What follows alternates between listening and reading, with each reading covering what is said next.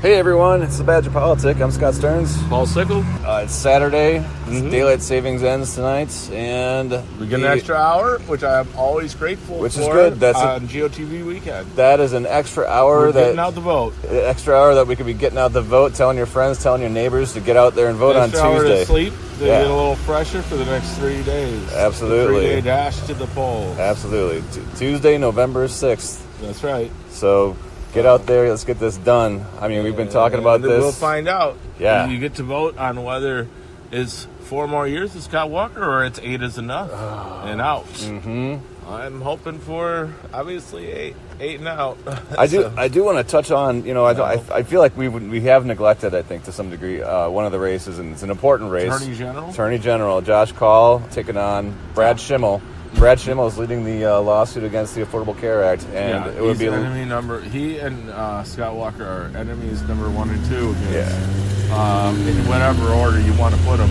Yeah. Against access to health care if you've got a pre-existing condition, which is almost everybody, and if it's not you, it's somebody you love. For sure. Almost certainly. For sure. So that would be really nice to get that win. So, Tony Evers hopefully can pull it out against Mr. Walker on Tuesday. And I think we were looking at Tammy. It's a question of how big her margin will be. It's considered a safe seat at this point. Yeah, and hopefully... but we got to get the vote out and make sure she locks down the deal. Yeah, seals the deal. We'll check out the House. Some are saying that with the decent House wave, Randy Bryce may still have a chance. Bring in the Irish stash. And if it's a really big wave, maybe even Mr. Dan Cole can take that would be cool. Can take out Glenn Grothman. So lots to look at. So again, get out there on Tuesday. Tell your friends, tell your neighbors. Take the day off. Drag grandma. And knock on some doors. Absolutely. Do what you can. This is text. We'll share the Vote With Me app to everybody.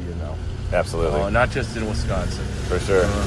And if it's Uncle Rick, well, you can text him whatever. No, just tell him to vote Wednesday, November 7th. Well, no.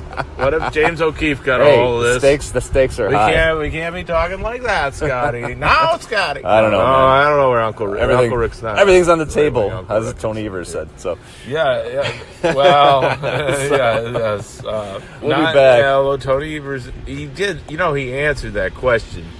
It was an answer to the gas tax by $1. He's like, no, we're not going to go that far. But he's like, everything.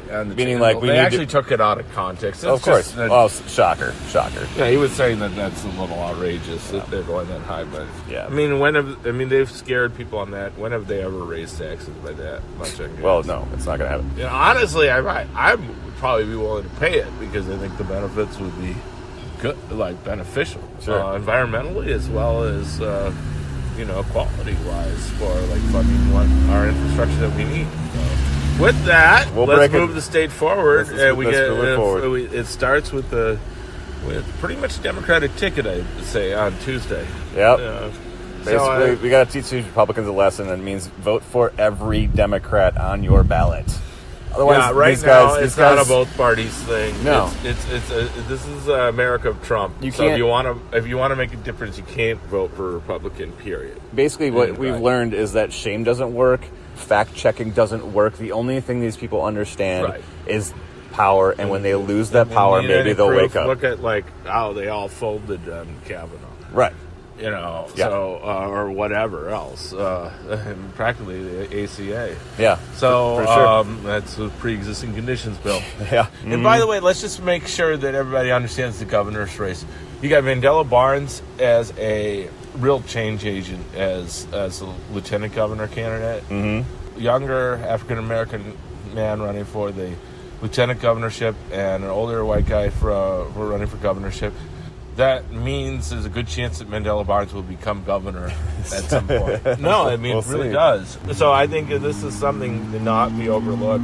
You talk about healing divisions. All power, especially with the courts now, is going to devolve back to the states. Yeah. And if you want to have power on so many issues, the state government is where it's at. And by the way, for folks living in the western suburbs, Julie Henze is running against Dale Kooyenga, and I hope Julie wins too. That would be good to see. There you go. All right. So we'll break it down after the races. So have a great night. And forward, everybody. Forward.